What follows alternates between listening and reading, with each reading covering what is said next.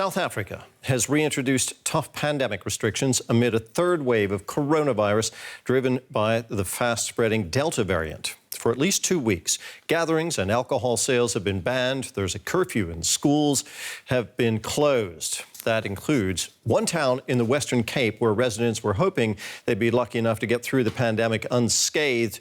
Christine Mundwa reports.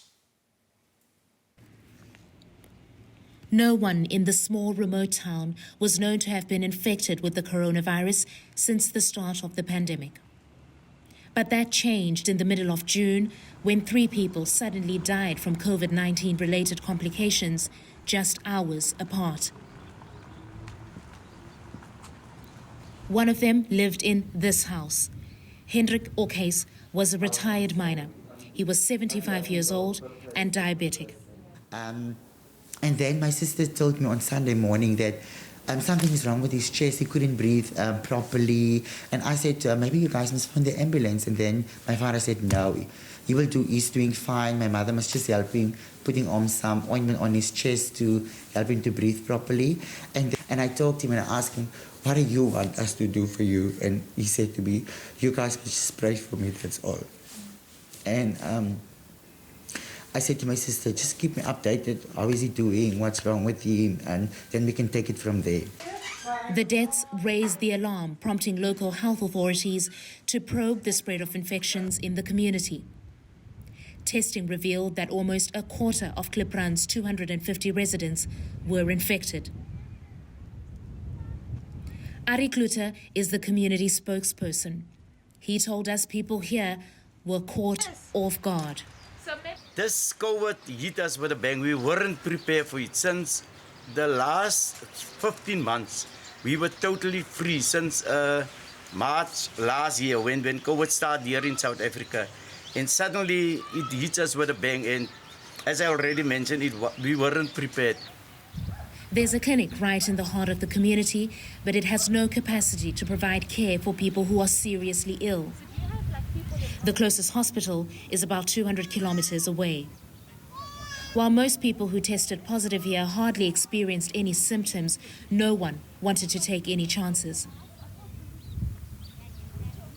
I was negative, but my cousin was positive. So I decided I want to do it for him, because if I was positive, then he will do it for me also. That's why I stay in my house, in my room, and quarantine also, because I don't want to infect some other people, or I don't want to have to be infected. That's why I quarantine myself. Residents agreed to impose a quarantine on all of Kliprand's 65 households to slow the spread of infection among the people of this tight-knit community.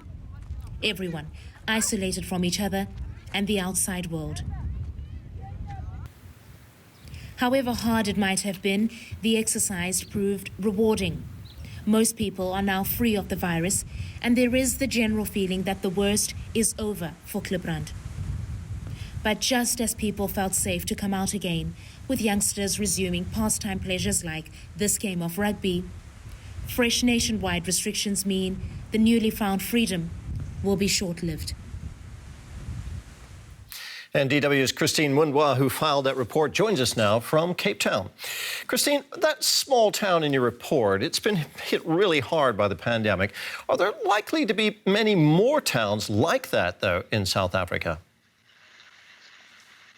Certainly, Terry, that is the likely reality. There is not enough testing happening in South Africa at the moment. For example, in the last 24 hours, our country managed to test only about 50,000 people. This is a country of nearly 50 million people. So that gives you a sense of just how limited the visibility is into just how far infections have spread. Indeed, in major cities like Cape Town and in small communities like Kliprand, which are really on the outskirts of the country. What sort of support is available for smaller towns and remote villages in South Africa that end up getting hit by COVID-19? Well, this is what we're learning, Terry. There isn't enough support. In the case of Kliprand, it took the deaths of 3 people. And then, of course, the authorities realized something was wrong and rolled out that mass testing. But that has always been the challenge, that people who live out in the rural areas, as we call them here, these are the people who lack access to hospitals. For example, people in Kliprand, the nearest hospital is nearly 200 kilometers away, Terry. There's a long dirt road. So people understood there that because of their being out in the remote part of the country, they had to take action on their own. And you saw that initiation. They decided they had to quarantine on their own, because if somebody really needed to get to a hospital, it would have been a real challenge to get them there. So these are people who luxury healthcare, Terry, is essentially a luxury because they don't access it. And we see that the health sector doesn't reach the areas where they are. Okay, well, wherever you are, in a big city or a small village, access to healthcare is crucial, especially in a pandemic. How is South Africa and other parts of the continent doing in providing that access? Terry, the pandemic has really revealed just how dire the situation is in terms of this country's healthcare sector, but not just this country, the whole of sub-Saharan Africa is essentially. From the beginning, you heard of frontline doctors and nurses dying on the job because there wasn't enough PPE. This could be any country, basically, in sub-Saharan Africa. The healthcare sector is on its knees in this country and across the region. Not enough investment has been made. There just aren't enough hospitals, clinics. There aren't enough personnel as well. At some point, South Africa invited doctors from Cuba to assist. This was in the second wave. And you're already hearing reports of there being overwhelmed hospitals, people being turned away or made to wait for days before they can get an ICU bed. So the infrastructure here is limited, and we're feeling it now, especially in hotspots where infections are peaking, not just here in South Africa, but across the region as more and more people battle coronavirus, and there are just not enough resources. So you're certainly hearing it from bodies like the IMF urging for more investment to be made in Africa's healthcare sector, because resources here are very much limited. Christine, thank you so much. DW's Christine Munwa there on a rainy day in Cape Town.